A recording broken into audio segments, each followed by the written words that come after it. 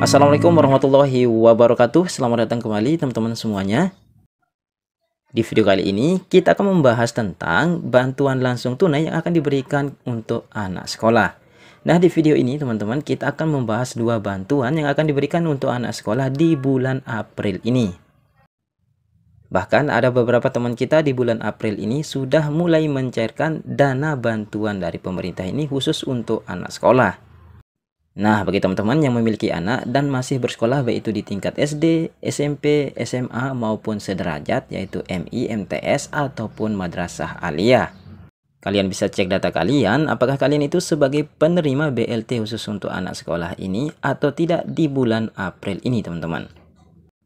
Oleh karena itu, simak terus video ini sampai selesai agar teman-teman mendapatkan beberapa informasi terkait dengan isi video yang akan kami sampaikan ini. Oke semuanya, kita lanjutkan pembahasan terkait dengan dua bantuan pemerintah yang akan diberikan di bulan April ini khusus untuk anak yang masih bersekolah, baik itu di tingkat SD, MI, SMP, MTS, SMA, ataupun madrasah aliyah, ataupun di tingkat SMK, teman-teman. Bantuan yang pertama adalah Program Indonesia Pintar atau PIP. Alhamdulillah teman-teman, pada bulan April 2021 ini program Indonesia Pintar atau PIP ini sudah mulai dicairkan. Dan sudah banyak teman-teman kita sudah mencairkan dananya dan sudah masuk saldonya di rekening mereka masing-masing. Nah sekarang bagi teman-teman yang memiliki anak yang bersekolah di tingkat SD, SMP, SMA, ataupun SMK dan memiliki kartu simpel seperti ini teman-teman, silakan teman-teman sudah bisa ke bank untuk cek saldo KIP kalian masing-masing. Dan bagi teman-teman yang anaknya bersekolah di madrasah, baik itu di MI, MTS, ataupun madrasah aliyah, kalian juga bisa cek data kalian di sekolah kalian masing-masing apakah kalian itu sebagai penerima program PIP ini di tahun 2021. Nah, jika teman-teman terdaftar dan memiliki SK, maka kalian sudah bisa mencairkan dana PIP tersebut di bulan April ini. Perlu kalian ketahui juga bahwa untuk mendapatkan program Indonesia Pintar ini, kalian harus mendaftar setiap tahun, teman-teman. Nah, jika tahun ini kalian dapat program Indonesia Pintar, di tahun depan kalian wajib mendaftar kembali untuk mendapatkan PIP ini lagi, teman-teman. Jadi, untuk kalian yang tidak mendapatkan di tahun ini, kemungkinan besar bahwa di tahun ini kalian tidak mendaftar ulang untuk program PIP ini. Dan khusus untuk bagi kalian yang anaknya sekarang mau lulus di tahun ini teman-teman, kelas 6 SD, kemudian kelas 3 SMP atau MTS, dan kelas 3 MA atau SMA, kalian bisa melampirkan kartu Indonesia Pintar, kemudian kalian juga bisa melampirkan kartu PKH dan juga melampirkan kartu KKS untuk mendaftar di jenjang berikutnya. Agar nanti pihak sekolah bisa mendaftarkan teman-teman untuk mendapatkan kembali program PIP ini di tahap selanjutnya. Misalkan di tahun ini kalian memiliki anak kelas 6 SD dan akan lulus di tahun ini dan ingin melanjutkan ke kelas 1 SMP, maka nanti pada saat mendaftar kalian harus melampirkan kartu Indonesia Pintar atau kalian juga bisa melampirkan kartu keluarga sejahtera ataupun kalau kalian memiliki kartu keluarga harapan atau PKH. Nah, kalian bisa melampirkan salah satu dari kartu-kartu tersebut. Nah, selanjutnya nanti ketika anak kalian sudah memasuki kelas 1 SMP, maka pihak sekolah akan mendaftarkan kembali teman-teman itu untuk mendapatkan program Indonesia Pintar di tahap selanjutnya atau di tahun berikutnya. Dan bagi teman-teman yang belum mengetahui persyaratan untuk mendapatkan program Indonesia Pintar ini, berikut kami sampaikan syarat-syaratnya teman-teman. Yang pertama merupakan keluarga miskin, rentan miskin, dan keluarga tidak mampu. Kemudian syarat yang kedua adalah memiliki salah satu kartu dari yang akan kami sebutkan ini, yaitu kartu Indonesia Pintar atau kartu PKH ataupun kartu KKS. Dan kemudian selanjutnya, jika teman-teman tidak memiliki kartu-kartu yang sudah kami sebutkan tadi, kalian bisa membuat surat keterangan tidak mampu baik itu dari kelurahan maupun dari desa tempat tinggal kalian masing-masing.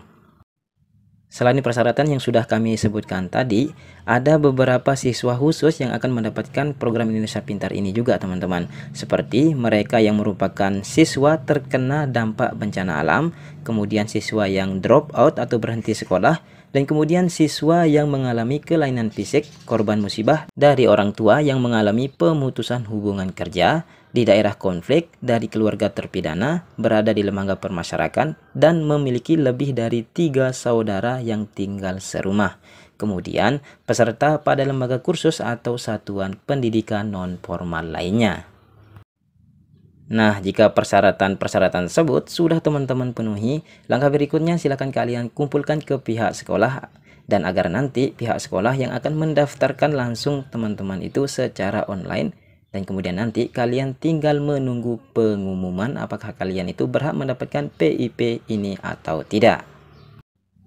Oke teman-teman semuanya, sekali lagi kami sampaikan, bagi kalian yang memiliki kartu simpel seperti ini, silakan kalian sudah bisa cek saldo kalian apakah sudah masuk di rekening kalian masing-masing.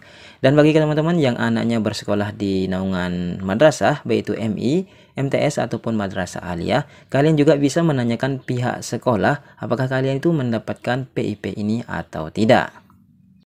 Dan kemudian selanjutnya kita akan beralih untuk membahas bantuan yang kedua yang akan diterima oleh anak yang masih bersekolah, baik itu di tingkat SD, SMP, MI, MTS maupun madrasah aliyah. Nama bantuannya adalah program PKH Komponen Pendidikan. Jadi teman-teman semuanya, di dalam program PKH atau program Keluarga Harapan ini terdapat 3 komponen syarat utama sebagai penerima PKH. Komponen yang pertama itu adalah komponen kesehatan yang terdiri dari ibu hamil dan anak usia dini. Kemudian komponen yang kedua adalah komponen pendidikan yang terdiri dari anak SD, MI, kemudian anak SMP, MTS, dan SMA, MA, dan sederajat. Kemudian selanjutnya komponen yang ketiga adalah komponen kesejahteraan sosial yang terdiri dari lanjut usia lebih dari 70 tahun dan penyandang disabilitas berat. Nah, di video ini teman-teman kita akan membahas khusus terkait dengan komponen pendidikan program Keluarga Harapan. Selain mendapatkan bantuan KIP atau bantuan program Indonesia Pintar, mereka yang masih bersekolah baik itu di tingkat SD, SMP, SMA ataupun sederajat juga akan mendapatkan bantuan PKH, teman-teman. Nah, kebetulan di bulan April ini sudah memasuki pencairan periode kedua, teman-teman, untuk program PKH ini.